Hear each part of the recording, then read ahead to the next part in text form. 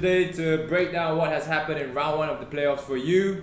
My name is Ming and I've been promoted to the host of the show today. Beside me, we've got Mr. Isaac Go. And I've also been promoted to become Ming's sidekick today. And moving on to the side camera, we have... You want to introduce yourselves? Hi, I'm Han. I've also been promoted to sit next to our guest today, Mr. Wayne Chan. Yeah, I guess I've been promoted as well. Well, you just got back from New Zealand, so Yeah, you win either way. So. Exactly. So we've had 6 games this past seven games this past weekend in round 1. Advanced Pro was first seed of the playoffs and they get a bye into the quarterfinals. And firstly, I want to talk about the bandwagon versus ISKL game. It was the first game of the weekend. Yep.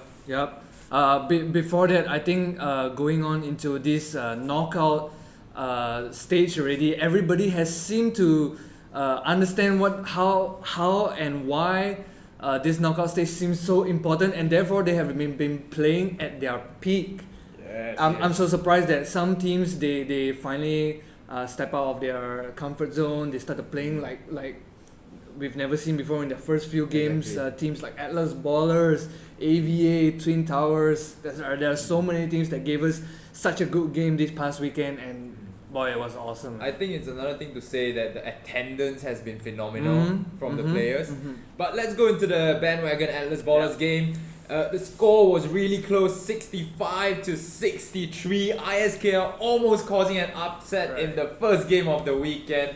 Tell us what happened, Isaac. I think for ISKL Panthers side, the coach Rez was specifically more aggressive in that game going up against Bandwagon. I think it's because due to last season, ISKL has lost to Bandwagon, and this season Coach West really wanted to get their revenge again.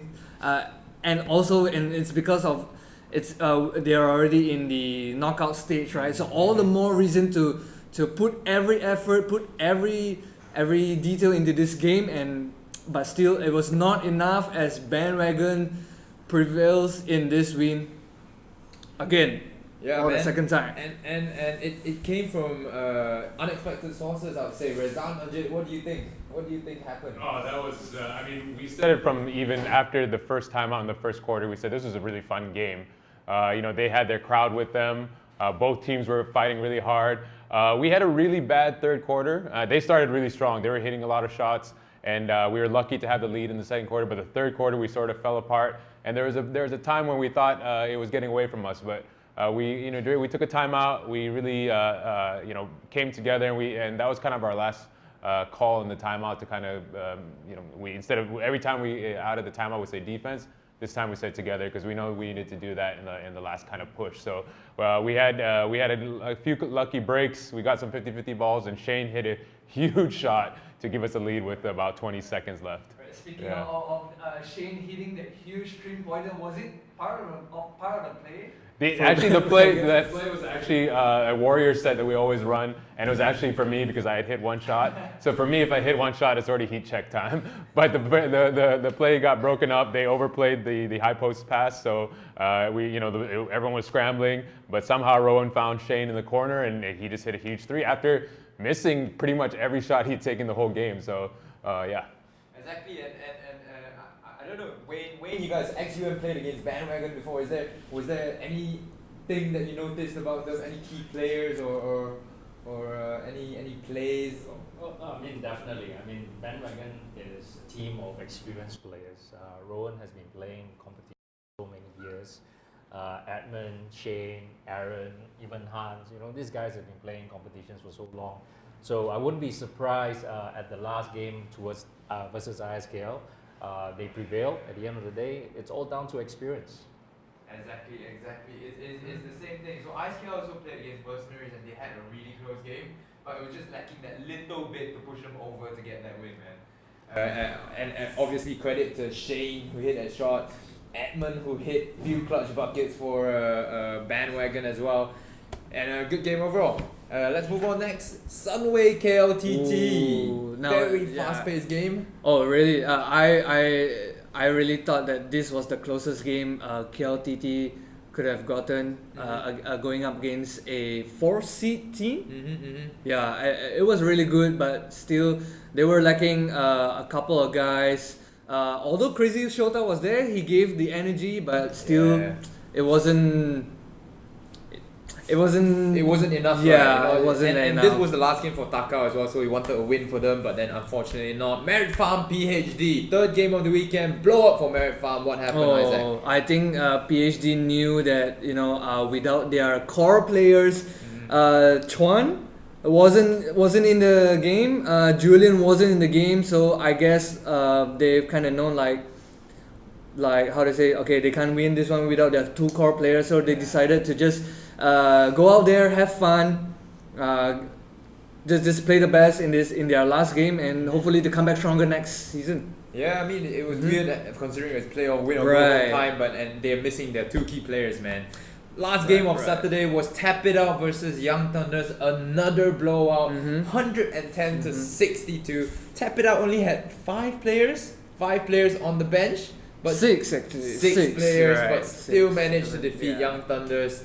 What happened in that one? I think this is the matchup between experienced and the more talented team versus the young guys who have not much experience, considering this is their first SSL tournament for the Young Thunders. But overall, I think Young Thunders has been playing well. Since the first game, they put up 70 points against the defending champions, which is really good, and then slowly they kind of lack off a bit, this and that. But I think it's a good experience that they came into this season, dealing with the enormous pressure from all these experienced and more talented team. I think it's a good experience for the Young Thunders, and I'm sure they'll gain experience from this. Right. Coach Ghazi will start whipping them in shape for the next tournament. Right. Let's move on again. Stuffy X, your game against Juggernauts. What happened in that one? You guys won. Correct. So we've been training a couple of sets. Not really couple, maximum 2 sets. We've been practicing it. We've been really consistent. I think our attendance in our training was really good. Everybody was giving in, and everybody was being unselfish. We contributed to the plays, and when it comes to game time, we executed it pretty well. Nice. Yeah, we were hot in the first quarter. We got some really good shots. Shots. Everybody was Let me just throw it quickly to Rezhan and ask you, like you guys played Juggernauts before. What happened to them? You were commentating during the game. Did you see anything that happened? I mean, it's tough when their main player is not there. Obviously, they were missing shots. I think we mentioned it sometime in the 3rd quarter. They were only down 11 despite Stuffy X playing really well and Juggernaut playing poorly. So they had a chance at one point, but really without the manpower they needed, they just didn't have the scoring to kind of balance out the attack, I thought. Right. Okay, let's move on to actually the final game first before we go back. Mercenaries versus AVA, 80 to 58. You were there commentating at the game. Right. I scored 2 points. Right. Tell us what happened, Isaac. As usual, Ben was getting hot. All right, he don't need no warm up in the first and second quarter. He hit 3 straight threes in this second or third quarter. Man, he was on a mission again to go to the next round. Break the record, right? AVA again having attendance problem. They had 1 center this time, but missing their 2 other core centers, which is Brian and Ian Leong. Yes. They were no match for the Big Ben, their Nigerian god. It was supposed to be a revenge match. Right, Last game, but then unfortunately, they fell to us, and we move on into the second round. Correct. Congratulations. And the final game that we want to talk about is XUM Atlas Ballers. This was a weird one because Atlas Ballers only had 5 players. From at the start. Yes, At the exactly. start. I think Clement told me that they were missing some due to exams and the flu and stuff like that. And then XUM started. They didn't even have 5 at the time of tip-off. Tell us what happened, Wayne. What was going on in the, I don't know, in XUM? Well, if you ever know the history of XUM, we've always had attendance issues. We always have games like 7 guys or 8 guys shows up. This time around, I think we had 7 games. 7 players. Yeah. Then some of the guys called in, they're going to be late, and we have 1 guy not able to make it because he was sick, couldn't drive. You know who you are. So yeah, so that's Coach what is happened. taking notes. Yeah, so that's what happened. So in the end, we only had 4 guys, and then one of the guys came just in time before the clock runs out, and we had 5. So if you look at the starting 5, we had 3 veterans, including myself, including Wayne himself, including myself, and It's 2 other guys. season high 5 points though. Yeah. You got season high 5 points. Yeah, at least I got 5 points. I gave you the chance to get 5 points, but your late entrance, Yu Kong Ching, if I'm not wrong, this is his first game. First game, of yes. SSL at 11, Yes. and the clutch appearance from Joel Lai to make the 5 to start the game. You guys gave up a point, but Lim Meng Lip 24 points in the first quarter and 45 points in the game. He carried you guys throughout the first quarter, man. Yeah, he's our go-to guy when it comes to scoring. It's good to have him, but if you guys also remember that he didn't have a good game last season against Bandwagon when XUM played you guys. Yep. He was missing all the layups, he was missing all the free throws. We just had a very, very bad and weird game last season, which is why when this season came and then we realized that we got drawn again, you guys, and saying, hey, payback time. and this game, like you mentioned, 24 points the first quarter. He had, I think, 45 for the game or something. We thought he was going to break the Irfan's playoff record of 67 points. I mean, he was obviously on track for that. But yeah, you mentioned the attendance thing. I think last year when we played you guys, we got lucky because I think a couple of your guys were missing as well. So and we took last year's, and we're going to keep that. I know this year you got us, but most likely next season we're going to draw you guys again. I mean, it happens every season, right? Yes, So it If we're using the box, we're using the box, You the guys, magic box. Change the box, man. Change the box. Yeah, I mean, Lim Meng Lip was on point to break the record for points until Saksin, Ng Weng Lun came up. Chua Ming Zhao as well, scoring some points there. Sorry, Ming. I also want to give a shout out to the Atlas Ballers though. They only had 5 guys. And as young as they were gunning in the first half. You know, they're human too. They got tired, but they kept pushing. Ethan Wong had 31 points. Kington, I think, had 20 something. Yeah, so Credit to those young guys. They shot well. Well, some of them I would say are a bit lucky, but yeah, for sure. but, for them to able to score against us, for them to score that kind of shots, I credit to them. They are young, they can shoot, they can run. For sure. I mean, Atlas Ballers have a lot of passion. They've been in the league for 3 seasons, and they had a good game. And this is a new bunch of players, so they need the time to gel and stuff. But I think they'll come back and do better next season.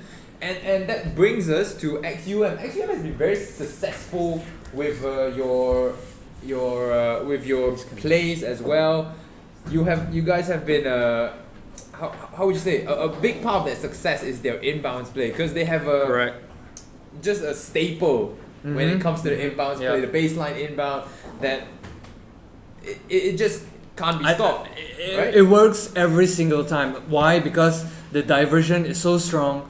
So whenever you make a screen, you make a pick and roll for those kind of plays, right? The focus will always be after you pick for someone, right? And nobody really cares about the roll anymore, because you assume the pick will get the ball. But this time, XUM has showed us that the roll is much more important, and that's how they get the success 100% of the time. That's true. So I want to just throw it to our analysts and see if they can analyze the XUM inbound. All right, so this is the first time we're doing this, so bear with us. We're going to try to see if we can show you guys how this play is broken down, and we have the expert here, Coach Wayne, from the XUM inbound play. I don't know what you guys call it, but since we've all stolen the play from you guys, we call it the XUM inbounds now. Our team uses it all the time.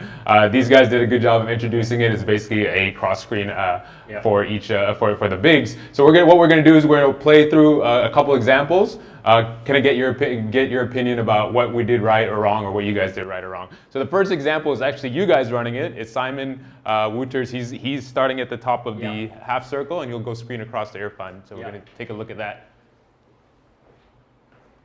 So they set up perfectly here. Irfan's on the other side of the post, and he gets an open look. So, and if you want to take one step back this way. So let's run it again, and let us know what he did well here to set it up and why this play works.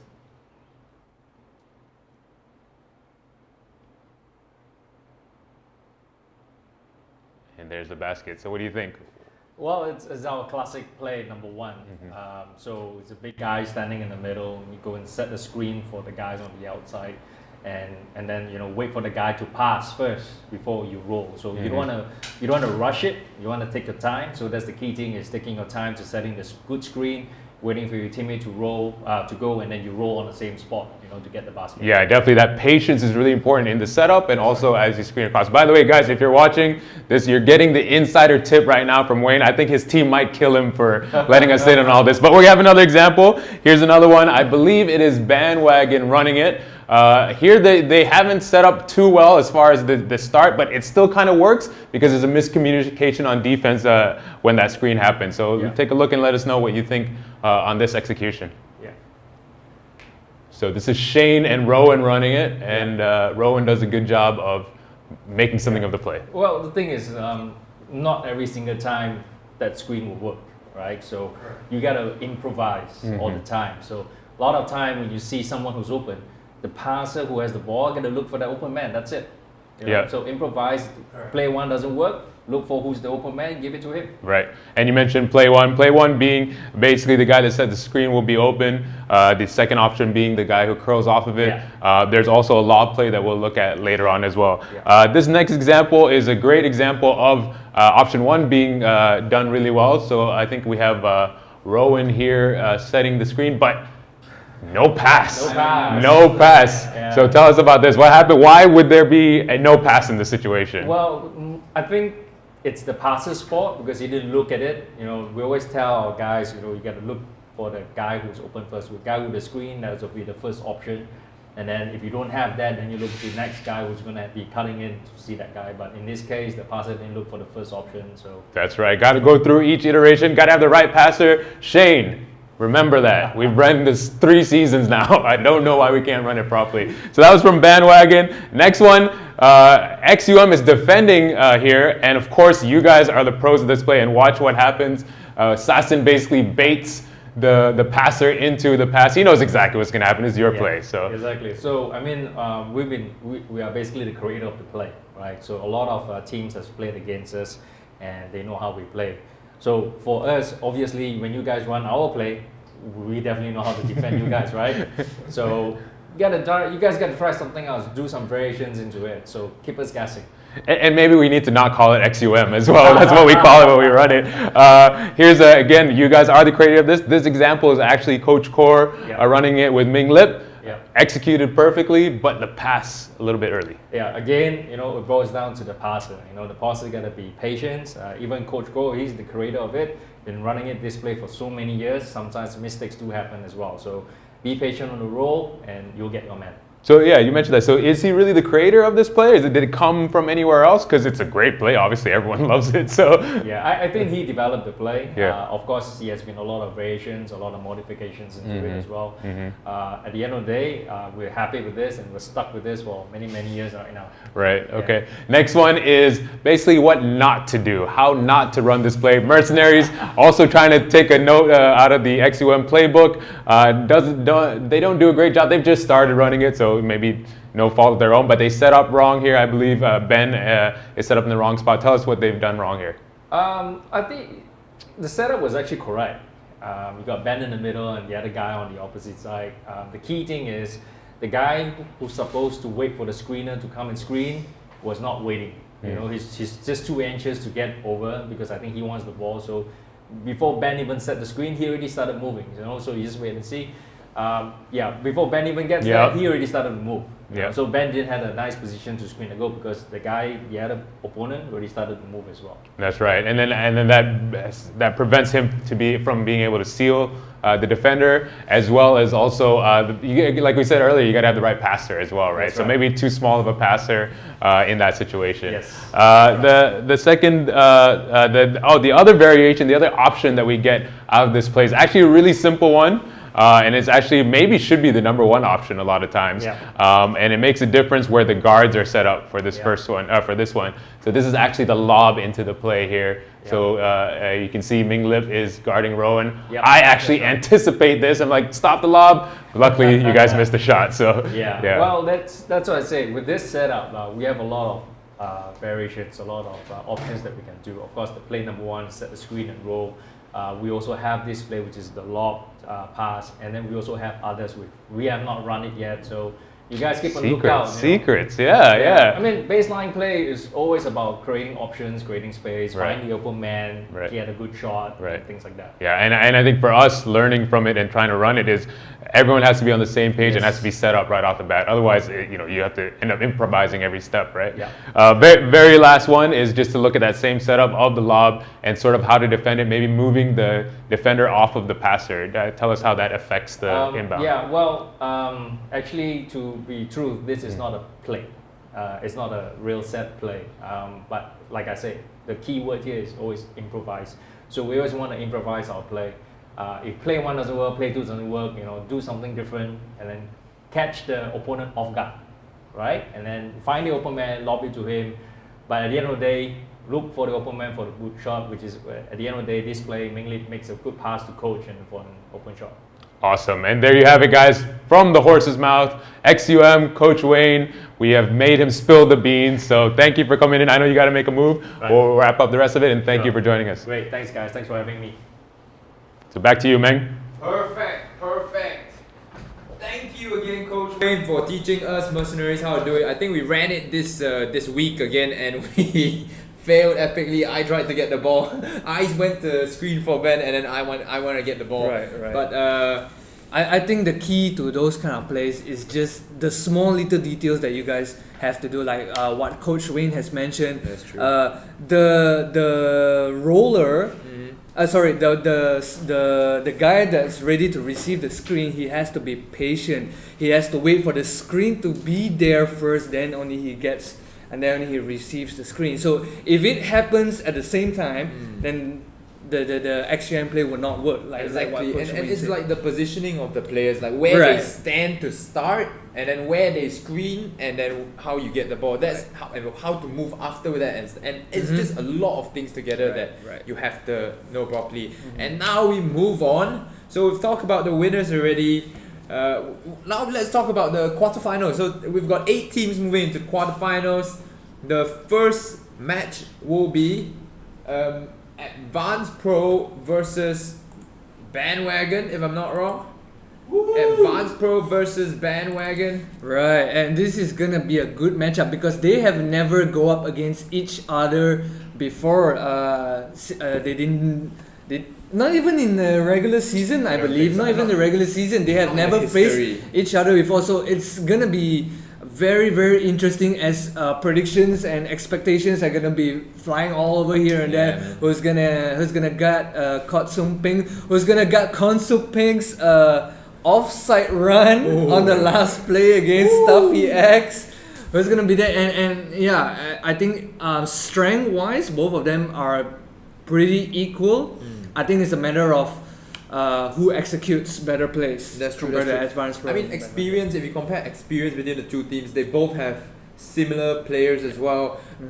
You've got Ho Yao Long on Advanced Pro side, but you have Rowan Pierce as well on Right, Bandwagon right. side. It's gonna be a tough game. Right. It's gonna be physical. We know Bandwagon's gonna start grinding out wins. We know Advanced Pro wants to go down in the post. Right. So we'll have to see what's gonna play out on Saturday. It'll also be interesting on who's gonna match up with who. Exactly. Right. Who's gonna guard Ho Yao Long? Will it be Rezhan Majid? Or will Rezhan Majid guard the man of the match, Jerry Tay? Oh, Yeah, he can. So Jerry Tay can be pretty much the dark horse of Advanced Pro, provided he gets more minutes. So good luck, Dirty. Definitely. Okay, let's move on to the second matchup. This one is also an interesting one. Correct. 3:30 this Saturday. Merit Farm will play Sunway. Right, as Sam Kasing has mentioned in the post-game interview, so Team Sunway are a bunch of guys who are ex-teammates of Sam Kasing. So I'm not sure if Sam Kasing knows every little detail about Team Sunway and shares it with his own team Merit Farm. But yes, it's a very, very interesting matchup as well, as both teams are pretty much fast-paced teams. They run and gun, things like that, and both teams have a very good playmaker, Chong Kun Wei, leading the SSL 11 in assists, and versus Eddie Tong, who has been phenomenal as usual. His shooting might not be there this season. His shooting has dropped a bit this season, but assist-wise, floor general, he's still amazing. And the only advantage I can see again for Merit Farm is the size that they have. Lefty Lee was missing in the last game, but Merit Farm definitely needs him in the next game against Team Sunway. For sure. And then moving on again for the third matchup of the week. Another quarterfinal matchup. It's Tap It Out versus your team Stuffy X. So what's your game plan? So don't reveal our everything. game plan is to be confident and to try to attend this week. That's our game plan. Oh, I mean, you're not gonna try to bring them to the Tap It Out bar, get them out on Friday night? No, we can't go into enemy's territory just like that. We can't go into enemy's base just like that. We'll be killed, man. Come on. The only way we'll win is we invite Tap It Out to come to Heritage and play. Tire them out before they play the next day. Okay, man, nice. And obviously, the final game of the quarterfinals will be between XUM and Mercenaries. Again, I'm backing Mercenaries to win this team. As captain of the team, I cannot say anymore. And I think so far in your regular season, your game has been pretty much very easy, and red carpet is rolled out for you guys ever since the attendance of Ben, Olajide, but I think this will be the toughest match that you guys will ever face. XUF has all their players can pretty much play. That's true. Compared to all the previous games that you guys have faced. I think it'll be an interesting matchup on how you guys are gonna run your offense and how they're gonna run their defense against the Nigerian God, as you say. Like you said, I think it's gonna be a matter of since Ben joined, right? We just left the offense to him, and then we focus on defense, and that's how we won games, right? We've got Bernie, we've got a clever defender in Ali, we've got I want to say I hustle on defense. Ben's there as well. We've got Dre, who's like the coach, the mind behind. Yeah, exactly. The coach behind everything, so he'll know. He puts up like good challenge. No, it's more like the mind behind controlling all of their emotions all together. Exactly. So I think the game plan will be similar. We'll focus on defense, see how Ben turns out on the other end, see if he needs us to give any help. So if you ever watched that animated cartoon called what's that animated cartoon called? What, the emotion cartoon. I forgot what it called. I know. No, it's not Pinky the Brain. It's the Disney one. Yeah, Inside Out. There you go. Perfect. Coming from the man himself, he knows best. Okay, man. So quarterfinals, we've got 8 games. There's gonna be 4 winners, 4 losers. Winners will move on to the semi-finals, obviously, but losers do not fret. We have the Hero Cup. Right. So Hero Cup is another chance for the losers in the quarterfinals to have a chance to win another trophy, which is called the Hero Cup. Exactly. So Hero Cup is for the losers in of the quarterfinals. Yeah, right. unsuccessful teams in the quarterfinals will enter Hero Cup and play each other on the same day as the semifinals and finals of the SSL playoffs. Right. So on the 30th of November, if I'm not wrong, the Saturday they will play their first round in the Hero Cup, and then the finals will be played on the same day as SSL XI playoffs finals, which is on the 1st of December. Right. Yeah, and then the unsuccessful teams in the semi-finals will go into Elite Cup. Right, which is another chance for the losers in the semi-finals to win this Elite Cup. Basically, It's basically a third, fourth placing match, right? Yeah. But we wanna. They'll be playing on also first of First of December. yeah. Sorry. So the First of Sunday, December, yeah. which the finals will be going on. The Hero Cup finals will be going on. Yep. This Elite Cup finals will be going on as well. So that will be the playoff format for this season. If you've not, if your captain's not notified you yet, we've sent out all the information already, and good luck to the teams, I guess. Right. Yeah. Right. And the next thing we want to touch on a bit is the All-Star Sunday that's happening next week. What event will be there, Isaac? So the All-Star event, similar like last season, we have the Rising Star Challenge, Hey. we have the Veterans All-Star Game, and last but not least, SSL Of course. 11 All-Star Game. Of course. So the Rising Star Challenge is where all the under 23 players, the best Correct. under 23 players in the league, selected by a kind of commission. Correct. That they will take part and go against each other. Mm-hmm. The Veterans Select Game, similar thing, 35 and above veterans will have a chance to play each other as well. And then, of course, the highlight of the day, SSL XI All-Star Game. Tell me who the captains are. We just finished voting yesterday Correct. night. Correct. And we have the official results in. Alright, Go on. so the captain the captain is Benjamin Olajide. Woo! Mercenaries represent! So the Nigerian god is the captain. As well as... And Rowan Pierce, the Australian god. Nice. So two gods facing against each other. Fun fact, they're actually former teammates. Right. The KL Rhinos. Mhm. Yeah, so at one point. So you guys know at one point you're going to have to face each other Nice, sooner or later. exactly, man. Right. So we've created that chance for you to play each other now. And tune in tonight on Facebook Live. At 7:30 p.m. Yes, we will be streaming the All-Star Draft where they will handpick their squad Right. of the finest Right. 11 players they think there is. So it'll be similar like the NBA All-Star Draft where the captains would choose from a pool of pool of 24 players. players, Yeah, right, a pool yeah. of players, and yep, good luck to both gods. Battle of the Gods. Okay, and if you are a viewer of SSL, or if you're just a family or a friend, or even if you're not an SSL fan and you just happen to be at ISKL Ampang nearby, there is a lot of competitions going to happen on the day itself with a lot of giveaway prizes. Right. Battlefield Black Row has been so generous. Right.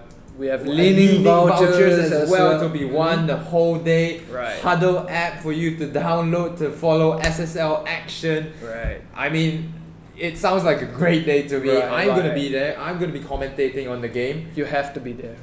I think Isaac, did you get into the All-Star You game? have? Of course. I'm All-Star caliber. Yeah, man. So look forward to that. And finally, I think last but not least, we want to announce the giveaway winner for week 5 Right. and week 6.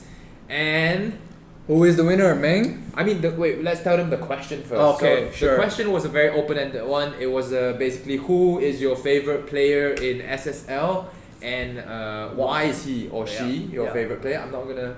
Why is he or she Okay. your favorite player in the league? And it was Who anything. gave- it was left to What anyone. was the answer first? Okay, so the answer is the favorite player is Jun Kiat. Ooh. Jun Kiat from Atlas Ballers is his Nice. favorite player. Okay. And the reasons is because he's young and experienced at the same time. Okay. But also because he personally knows him. That's why he wants to put him as his favorite player, so that he doesn't get Oh. offended. So question is, what happens when he's old and What, inexperienced? No, he's not. He's no, not gonna be okay, what inexperienced. happens when he's old then? Is he still gonna be a favorite player? Exactly. Well, Right. anyways, congratulations to Rezhan, Choxy, you've just won yourself. Congratulations. Yes, and jubilations. I mean, and you have managed to win a Black Row Loop Band set valued at 295 ringgits, courtesy of Black Row. Thank you very much, Black Row, for being such a generous sponsor. Yep. Alright, is there anything you want to add to that? Who's No. your favorite player, Isaac? My favorite player is Chen Kai-ming from season 1. I knew it. Not season 11.